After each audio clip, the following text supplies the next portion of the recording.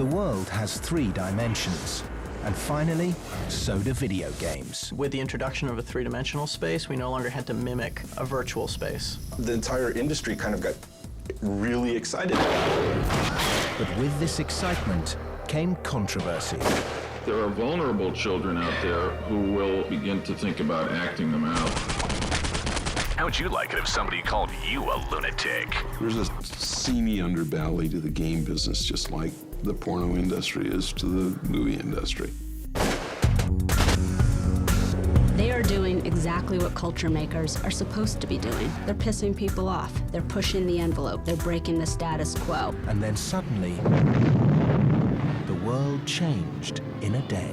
The market for military games, rather than dropping after 9/11, really started to get big. It's not about the games, it's about the recruitment. That's part of the world we're living in.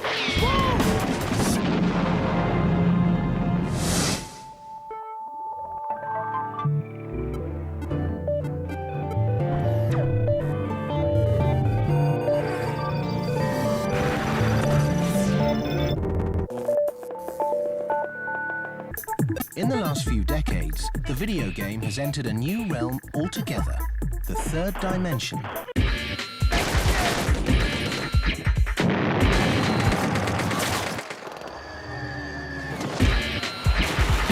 The power of games is in their ability to immerse people in a different world. The biggest change in video games has been the transition from 2D graphics to 3D graphics.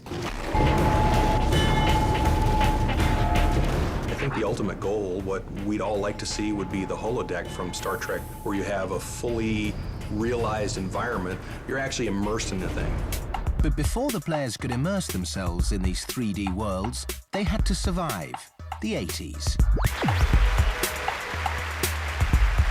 We must act today in order to preserve tomorrow.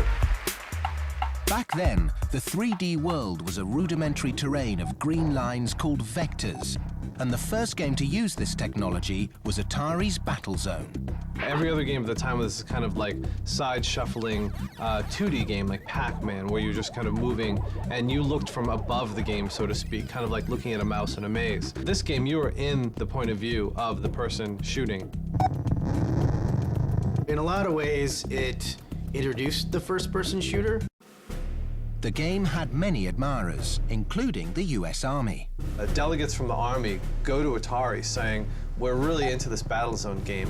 Could you create a prototype as a way to use this as an actual training device for a new kind of vehicle that eventually would become the Bradley Armored Infantry Vehicle? It was perceived by the military as being important. They recognized that what Battlezone was and what video games were was that they're not simply toys, that because they're models, the same model that is an entertainment can be modified and used to teach things. This was the first in a long line of collaborations between the private game industry and the US military. 3D video game technology would take another leap forward thanks to George Lucas. The newly formed LucasArts produced a video game that allowed the first-person perspective to finally take flight. And pilot your Valkyrie fighter through the craggy landscape of Fractalus. Rescue on Fractalus, which, hence the name, was one of the very first games to generate a 3D experience via fractals.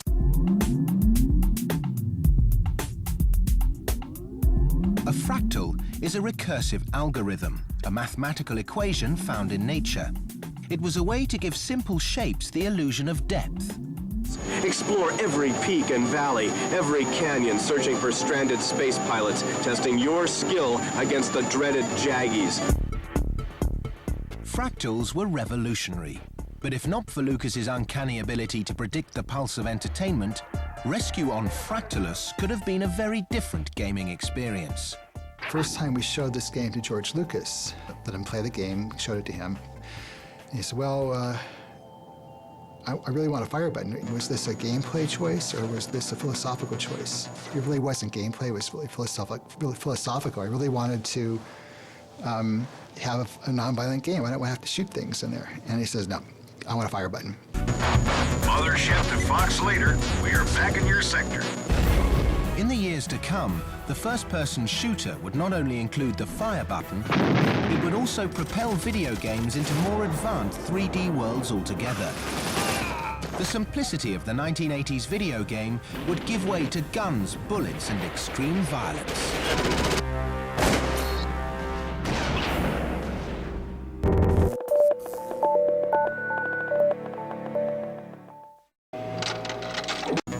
Although the use of fractals and vector graphics couldn't bring game designers' true visions to light, the 3D video game would take a giant leap forward in the 1990s, and it would be the PC that delivered it. CPUs were at the point where they could actually draw enough stuff on the screen that the games looked interesting. We weren't bound to 2D anymore. In the 90s, we got these new tools. We started to get processors, specialized processors that could do the floating point calculations of calculating what the light does in a world. That allowed the rest of the industry to take some of the new power of PCs and contemplate creating more mature, grown-up game experiences. The new processors allowed programmers enough computing power to create a true three-dimensional space.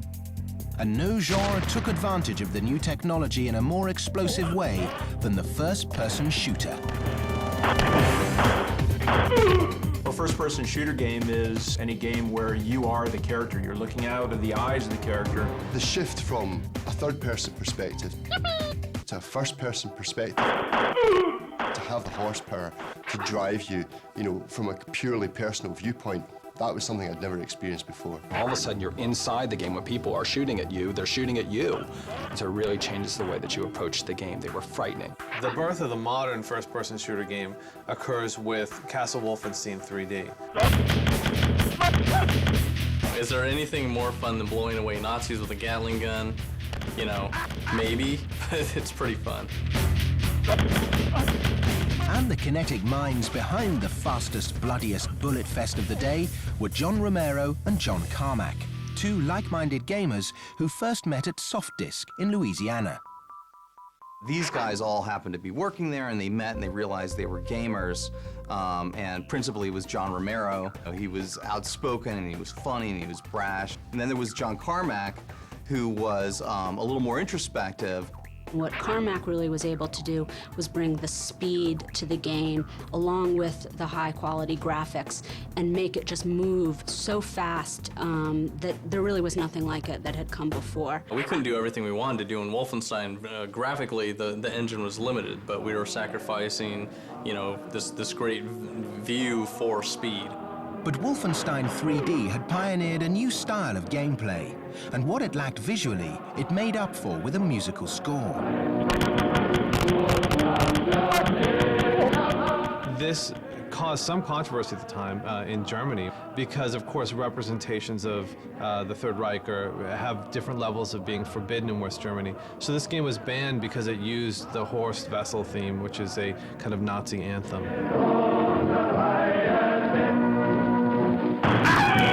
We got listed on the evil list in Germany. They're not allowed to show the Nazi symbol, the Iron Eagle, like all that stuff. In their country, they can't have that, and they don't want to show violence. They don't want to stir everybody up.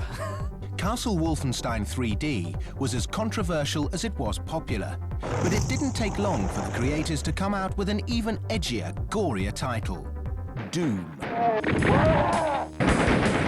In 1993, it would expand a virtual world that was ready to explode.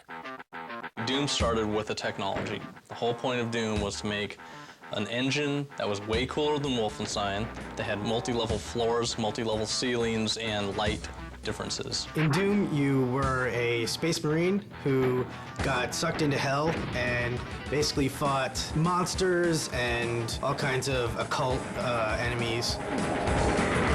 The game offered gamers not only a higher frame rate than Wolfenstein 3D, but more weapons and better ways to dice up evil.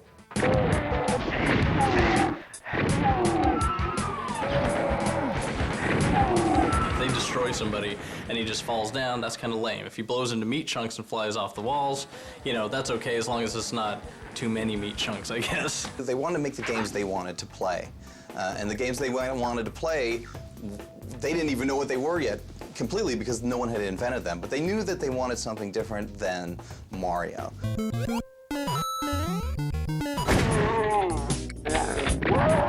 The first-person shooter, something about the violence in it and about the sort of just unbelievable nastiness of it all actually is cathartic for these kids. That again, it speaks to them the way rock and roll spoke to their parents. It expresses for them something that they are not able to express in themselves, but they feel.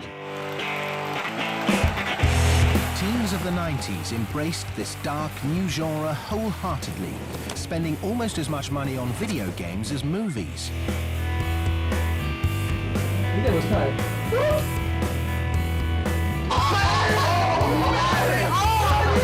Sort of like analogous to Nirvana and what Nirvana did in the music world. These early shooters and what was happening in the PC world in the early 90s had that kind of spirit and energy. It was a rebellious sort of a punk rock, you know, a heavy metal, this big growl from the underground that people had never heard before. It was a dividing line. People on one side of the line did not get it.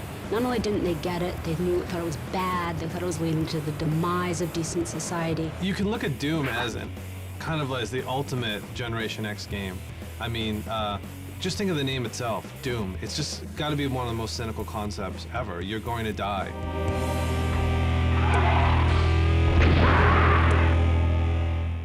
Personally, I'm not in favor of things that are tasteless in any medium. I think our society would be better off without it. In 1993, the debate over video game violence reached a national level in the United States, as U.S. Senator Joseph Lieberman led a series of congressional hearings. The real fear is that there are vulnerable children out there who will be personally affected by these games and begin to think about acting them out. I hope you walk away with one thought today, that if you don't do something about it, we will. Under government pressure, the industry launched the Entertainment Ratings Software Board in the autumn of 1994. So the idea is that this board came around and said, you know what, there's a need for this because parents need to understand, you know what, just because it's a video game doesn't mean little Jimmy should be playing it. Oh, get over here! Video games were no longer just for kids.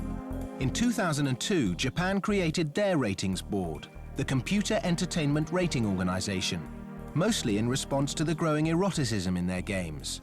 But in Europe, they've adopted a self-regulating system. Europe has always felt that American games are very violent. And in Europe, that means there's always been a restraint from importers and from manufacturers as to what we can make, because games will be banned in Germany or Scandinavia because they're too violent. As fodder for the video game violence debate, many critics point to a tragic event in American history. In 1999, Eric Harris and Dylan Klebold gunned down 12 of their fellow classmates at Columbine High School in Colorado. The killers then turned the guns on themselves. Both were fans of Doom and played it incessantly in the weeks leading up to the shootings.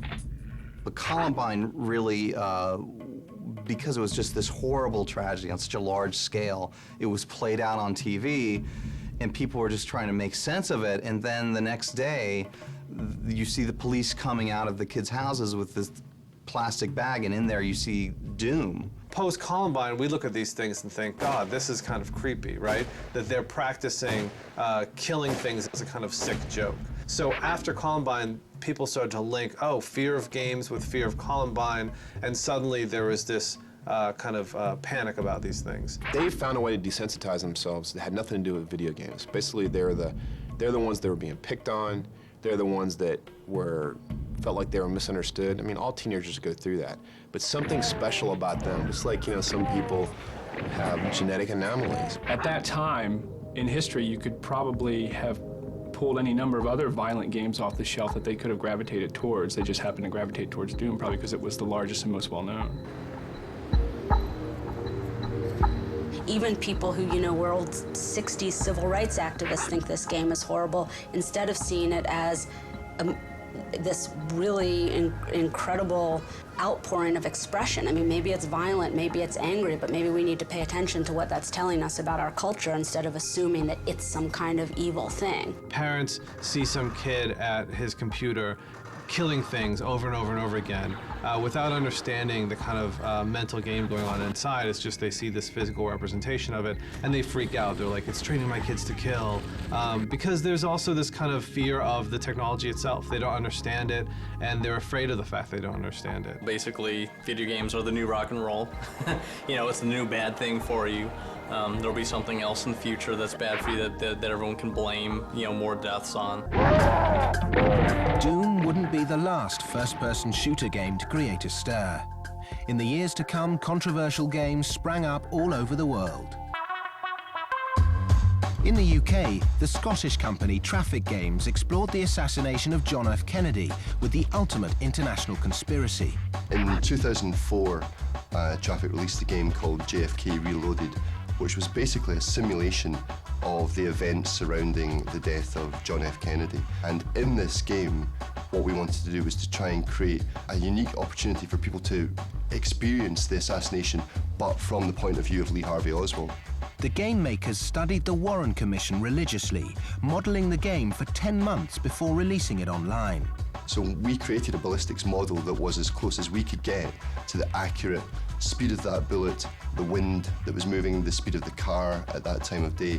And we used all of these factors in order to create as close as possible a simulation to the actual events. The purported role of the game was to teach you whether or not the Warren Commission was a correct representation of how it could have happened.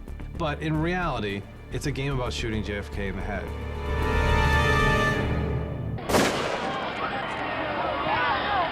The game had a popular following, but was cut short due to legal pressure applied by the Kennedy family. In America, Border Patrol puts gamers on the border between Mexico and the US, where the object is to shoot Mexicans trying to cross illegally. KZ Manager allows a player to manage a Nazi-era concentration camp. And Super Columbine Massacre RPG lets the players become the killers in the Columbine High School shootings. At the surface, you're sort of glorifying these two nut jobs that shot up the schools. There's a seamy underbelly to the game business, just like the porno industry is to the movie industry. And you can swim in that cesspool if you want to, and you don't have to if you don't want to. Man, what these game developers won't do for a buck. I'd have to say probably Postal 2 is probably the most shocking game I've played. It's like a snuff movie. Totally feels like a snuff film. I mean, you know, depends on how demented you are. If you're really demented, you'll like the game, you know? And if you're not, then you totally won't be into it. How'd you like it if somebody called you a lunatic? There's something primal about Postal 2. And there is something in all of us that wants to just get up in the morning and just go ballistic. And in many ways you would have to say, well, maybe games help relieve those feelings. I truly believe that the game designers and developers should have full creative freedom to do whatever they want. If they want to make a rape game, make a rape game, make an abortion game, go crazy, have fun, watch your low sales. But even with all the controversial, obscene games popping up on the fringe, first-person shooters were more popular than ever. And certainly, I think they helped, quite frankly, sell PCs. And today we see companies now do very high-end PCs and laptops aimed specifically at a video gamer. So it's really been a synergistic relationship between game design and technology that has advanced both of those sciences to where we are today. First-person shooters put the player in the virtual world to simulate reality. But the history of simulations begins even before the PC existed. In 1929, Edwin Link, a former piano and organ factory worker, constructed a machine that looked like a miniature aircraft and could imitate the dips and dives of real aeroplanes. He called it the Link Trainer. Your early lessons will be in a nice, comfortable indoor gadget called a Link Trainer, which never leaves the ground. Through the headphones, you'll receive instruction while you're learning to juggle with the controls. At first, it was seen as a toy. But as the world armed itself for World War II at the end of the decade, orders for Link simulators poured in from all over the world. The world's armed forces have driven the technology for simulation, in many ways by necessity. It's much more cost-effective to train a pilot on a simulator than on a real plane. And during World War II, they had to train a lot of pilots really quickly, so you see this kind of flight simulator technology being pushed forward at that time. These early simulators were for the most part mechanical, and although Edwin Link set the stage for what would later become a multi-billion-dollar industry, it was Microsoft's Flight Simulator series, begun in 1980, that would deliver 3D flight simulation to the home computer. Microsoft Game Studios really evolved with Flight Simulator, the early flight sim, which was using the power in those days of the PCs to be able to bring a flying experience. When we look at it today, we can look and smile at the way it looked visually, but it certainly in those days was cutting-edge technology. This software program puts you at the controls of the most realistic flight experience this side of FAA certification. Back then, it was 16 colors on the screen. I think there were 2 different airplanes you had to choose from, 5 scenery areas, and about 80 airports. So it was quite limited compared to what it is today. But as good as Microsoft's technology was, it was still behind the military. The leaders of graphical display technology in the 80s were really the military. They had things in the military with kind of 3D representation and kind of high-powered graphics that the rest of the world wouldn't see for another decade. Today, at flight schools like the Naval Fighters Weapons School in Miramar, California, fighter pilots can now train for weeks on simulators before practicing maneuvers in actual jets. Nowadays, flight simulation and tank simulation technology are not simply the purview of America. This is something that is standard use in all the kind of advanced militaries around the world. As the popularity of military simulation began to expand around the globe, the 3D technology would eventually meld with the first-person shooter genre, spurred on by a defining moment in history. The market for military games, rather than dropping after 9/11, really started to get big. In the next decade, video games would continue to test the boundaries of both technology and content. The gamers of the 1990s would be enticed to join the establishment, as militaries around the world would lure a whole new generation of players into a simulated version of war.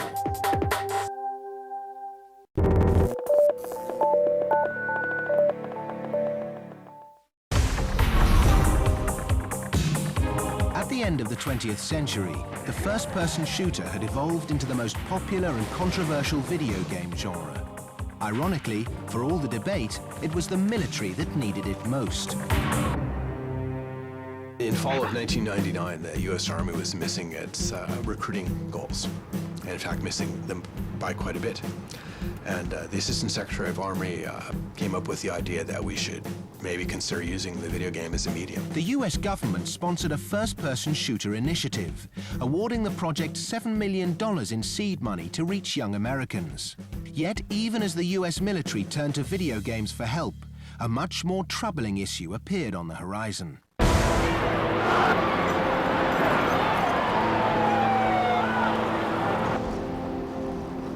9/11 had an impact on the game industry just the same way it had an impact on the world at large, is that what was normal wasn't normal anymore. It's an event that you cannot neglect. Shows up also in Europe in your daily life. I mean, when you're traveling, when you take an airplane, it's different. There were changes everywhere. 9/11 brought a sense of urgency to the project that was well underway at the US Department of Defense. The Army's newest project was a video game called America's Army.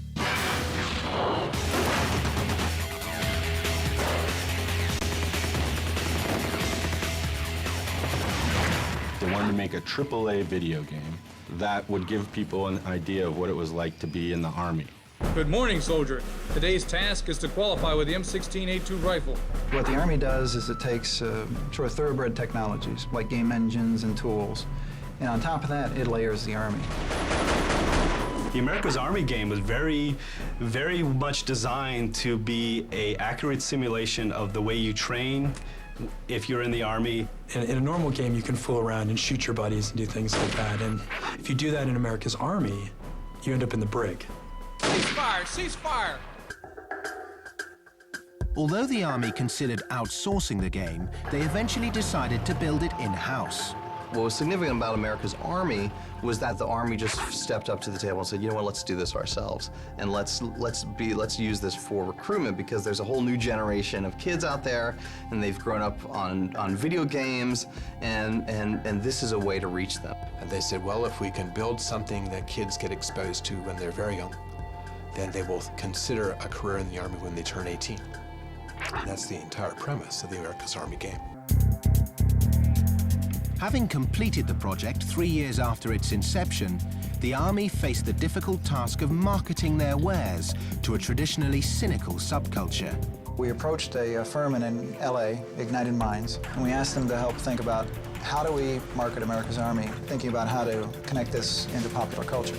America's Army was then brought to E3, a popular video game convention held in Los Angeles each year. In May of 2002, America's Army was finally made public. It was a big surprise. You know, we were front page of the LA Times, we were in the Game Show Daily, and I'd say within the first week on our website, it was getting maxed out on hits from kids interested in getting a copy.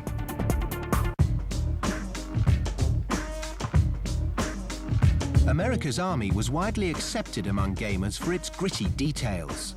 The fact that kids could download it and play one another over the internet for free made it even more enticing.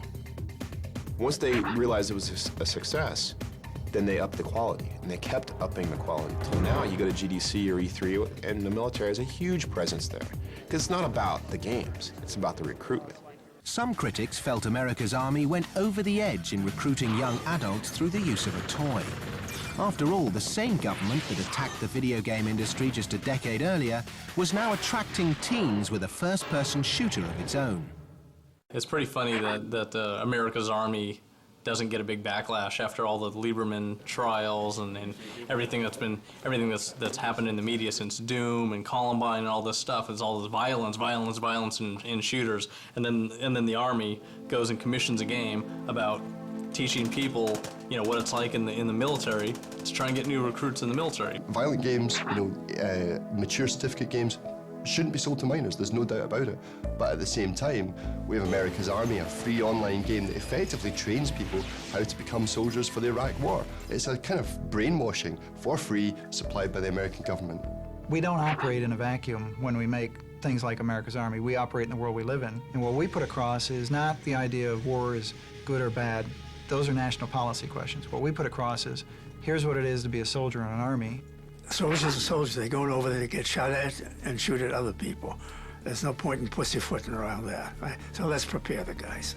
Perhaps an even better example of what has been described as an advergame or militainment is Pandemic Studios' Full Spectrum Warrior. Early 90, RPGs control the path of the checkpoint. Full Spectrum Warrior, it's a simulator that simulates squad-based tactics. Even though it's a third-person game, you're not actually playing as a character in the game. You are more or less giving commands, sort of like a real-time strategy game. Unlike America's Army, the game was created out of a collaboration between a private gaming company and a government-sponsored think tank called the Institute for Creative Technologies. ICT is USC's Institute for Creative Technologies. It's a university-affiliated research center funded by the U.S. Army. The center, which opened in 1999 with a $45 million grant, was designed to bring the military to games and games to the military. It was a way to create a center that would bring the best of entertainment, money from the military, and create products that could be used for both sectors. Although Full Spectrum Warrior was eventually released as a commercial title, it was originally made as a tactical trainer for soldiers in the US Army. It was eventually customized for use in Singapore and the UK as well. The soldier of the 21st century has to know a lot more than just his weapon. He has to know all the systems that he's integrated with, how he talks to the UAVs and the remote drones. It's a much more complicated system that he's part of now. In Fort Benning, Georgia, at the Close Combat Tactical Training Facility, soldiers now train in advanced simulators before being put in real war situations. Well, what we do here is we bring in crews and we put them in these virtual reality simulators, and then they go through combat operations, a tactical combat operations in this facility, much like they would actually do it in a real war. All right, driver, move out. Give me a steady platform.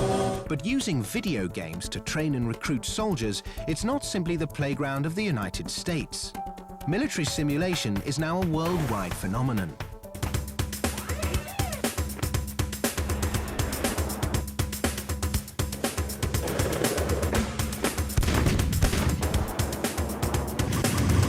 Most countries' budget, military budget relative to the U.S. is considerably less, so they don't really even have the resources to run actual boots-on-the-ground training like we do. So they do almost all of their training virtually. If a country can afford a $10 million or $20 million plane, they can afford a $3,000 PCU with a flight simulator. Virtual war training is utilized throughout Europe, Australia, and Southeast Asia. And companies like ITSA, the International Training and Simulation Alliance, actually work to link networks together to simulate larger conflicts around the world. For example, the US Army has engaged in war simulations multiple times with Taiwan. And other countries, such as Singapore and Indonesia, engage in mock war exercises as well. Range 675. Driver up. Fire. So today, when we're trying to prepare our kids for increasingly virtual wars, it's not coincidence that they're going to end up playing video games. You know, this is the way wars will be fought in the future. And so the future of war is the interfaces and weapon systems going to look like games. It's going to have joysticks. It's going to all be electronic. In fact, we're probably halfway there in the military right now. These kids have grown up for 18 years with this controller in their hands. How can we get our tanks to be controlled with this similar controller? How can we get communication systems to be controlled in that way? They're trying to leverage basically the skills that players have learned over the years of growing up playing video games. The potency of this new technology is undeniable. It's what to do with it where people disagree. There are great benefits in simulating war. Obviously, if you prepare for worst-case scenarios beforehand, you're better prepared. The danger, however, is if the simulations get too good, that you begin to mistake the representation for the real thing. Not only has there been a plethora of games designed post 9/11 by militaries in both the US and Europe, but the private sector is creating its share of these games as well. Move! Enemy attack! 1 o'clock! They actually give a pretty comforting view of terrorism because in these kind of Tom Clancy games and stuff, there's a clear enemy, there's a clear goal in taking him out, and when you take him out, that will stop a certain event from happening. The countries that are the most critical of America's foreign policy are creating the American soldier hero, and it's American companies that are creating the revisionist American soldier who, you know, we're not really sure if he's a hero or an anti-hero or a good guy or a bad guy or what he's even fighting for. I used to hunt terrorists. Now I am one. Companies like Kuma Games, an ad-sponsored internet site, actually capitalize on real-world conflicts as they happen. As something happens in the war in Iraq or in the war in Afghanistan, immediately the coders start working on replicating that event or that battle, and then within a month you can be playing it on your screen. The company even simulates certain conflicts that haven't happened, as they did with their controversial series Assault on Iran. President Bush came on the air and he said, all options are on the table, you know, with regards to Iran. And then the Iranian president came on and he said, the United States cannot, you know, invade us, that we're not another Iraq. Kuma capitalized on the controversy by creating a scenario in which a US strike team was sent into Iran to take out a nuclear target. Step it out. In response, a group calling itself the Union of Islamic Student Societies created a title of their own in which gamers can play from the opposite perspective. The comments that we've gotten from Iranians have been all across the board. They're at a crossroads, you know, as a nation. And so we become, to a certain extent, a lightning rod. People can, in fact, come to us and talk about it, but they're not really talking about the game. That's a really interesting interactive experience to have, assuming that those experiences are designed and developed from a place of accuracy and a place of genuinely trying to promote knowledge and learning versus just sort of being, exploitive. As with many of today's private military-themed titles, Kuma gets consultation from both present-day and former military advisors. There's been this kind of accidental relationship between using games for strategy and warfare and using games for entertainment, where some kind of development in one sphere kind of accidentally or by a side effect affected the other sphere. What's happened very recently, like let's say in the last decade, is that what had been an accidental or side effect relationship between these two worlds is now very much a planned collaboration between these worlds. As further evidence that these two worlds have grown closer, in March of 2003, as the US invaded Iraq, Sony Corporation filed a trademark application for the US military's catchphrase, shock and awe, apparently for use as a future PlayStation title.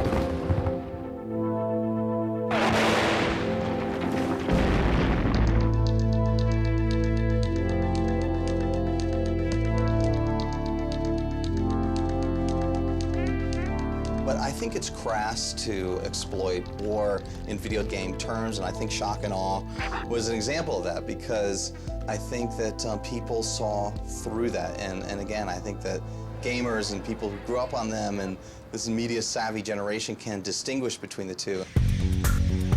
3D video game technology and first-person shooters have become synonymous with military training, modeling, and recruitment. But the West is not the only part of the world adapting to the new applications.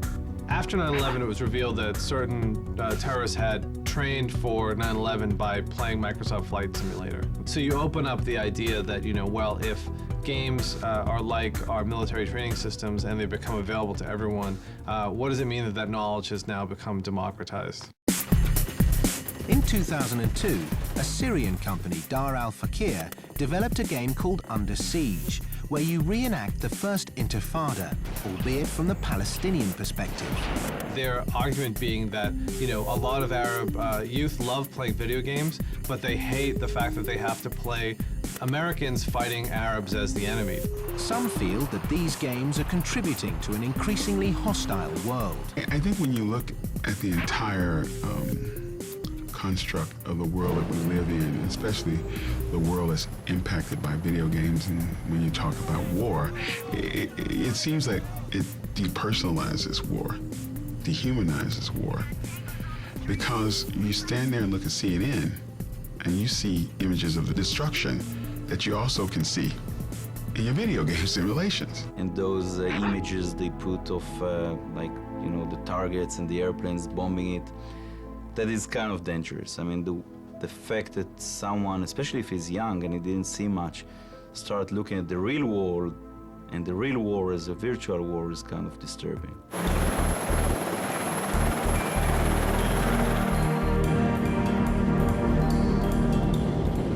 For many reasons, war has become like a video game. But there's a basic way in which war is not a video game, in that one of the huge appeals of video game is actions without consequence. And that's where people begin to feel uneasy with things like America's Army, where it's drawing you in with this idea of no consequence to your actions, when in reality, war has the ultimate consequence, which is the death of other human beings and the death of yourself, perhaps.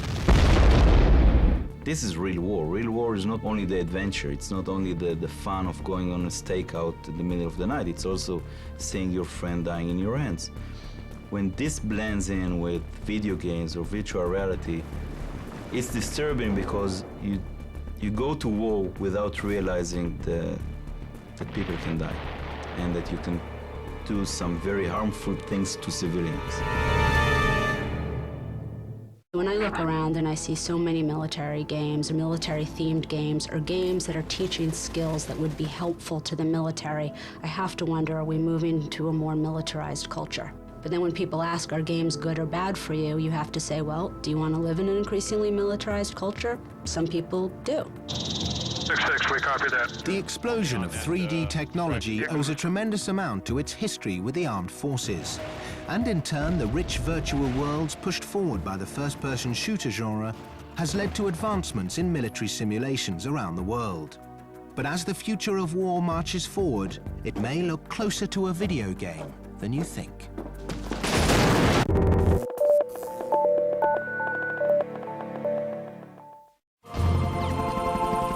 As 3D video game technology evolved, the immersive worlds of games have moved beyond the virtual and crossed over into real-world military applications.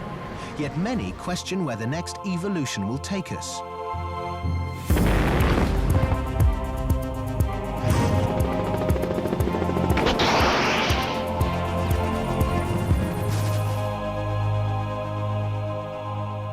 It's kind of like this ideological escalation through game technology, and it just makes you wonder, isn't there a better way to use this? Contrary to the current trend, Sweden is a country that's actually attempting to ease tensions with their game Foreign Ground.